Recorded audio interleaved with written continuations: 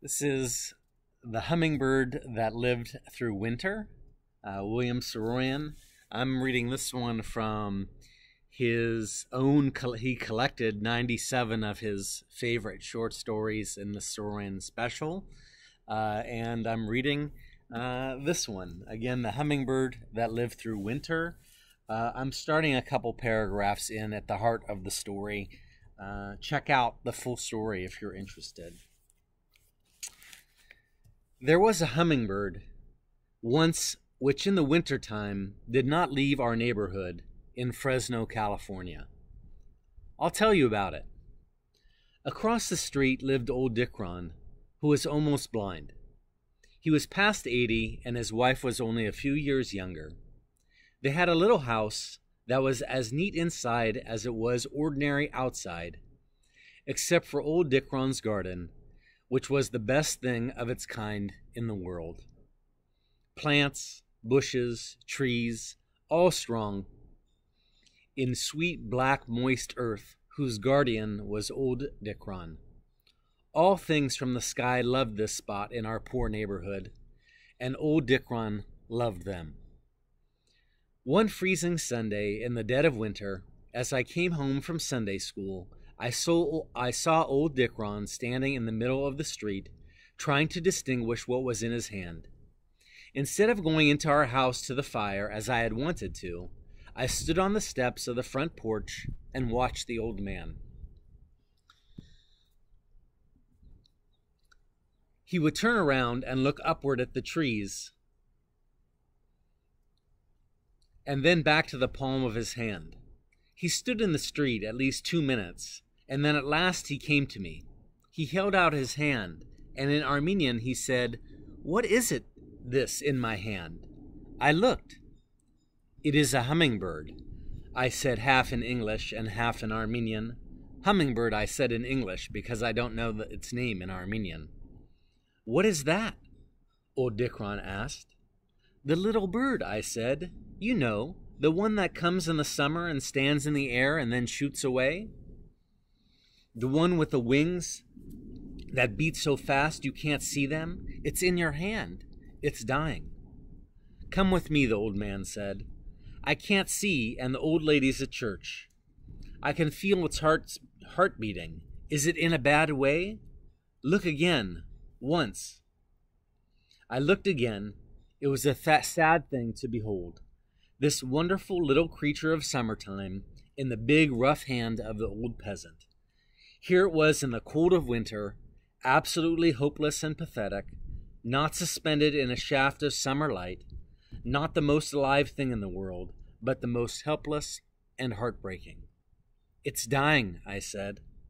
The old man lifted his hand to his mouth and blew warm breath on the little thing in his hand, which he could not even see.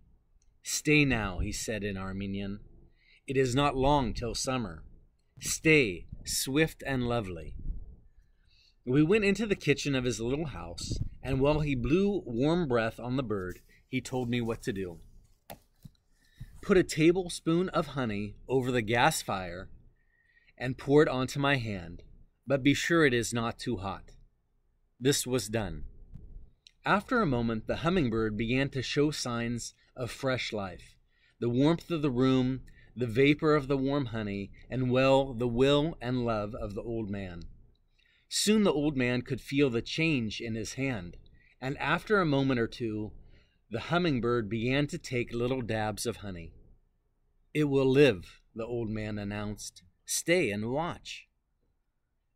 The transformation was incredible.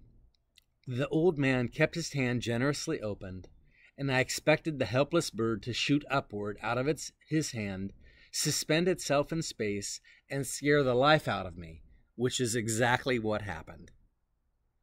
The new life of the little bird was magnificent.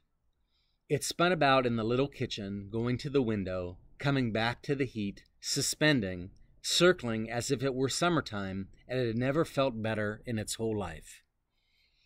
The old man sat on the plain chair, blind but attentive. He listened carefully and tried to see, but of course he couldn't. He kept asking about the bird, how it seemed to be, whether it showed signs of weakening again, what its spirit was, and whether or not it appeared to be restless. And I kept describing the bird to him. When the bird was restless and wanted to go, the old man said, "Open the window and let it go." "Will it live?" I asked. "It is alive now and wants to go," he said. "Open the window." I opened the window. The hummingbird stirred about here and there, feeling the cold from outside, suspended itself in the area of the open window, stirring this way and that, and then it was gone.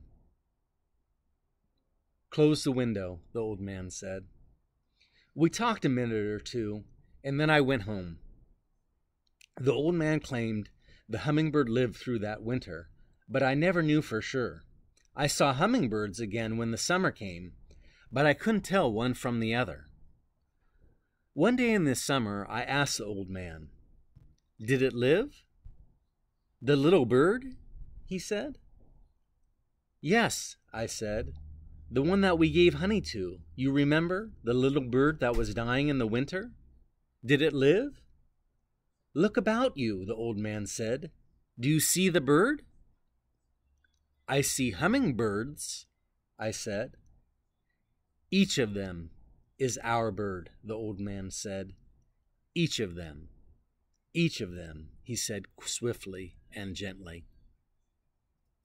The end.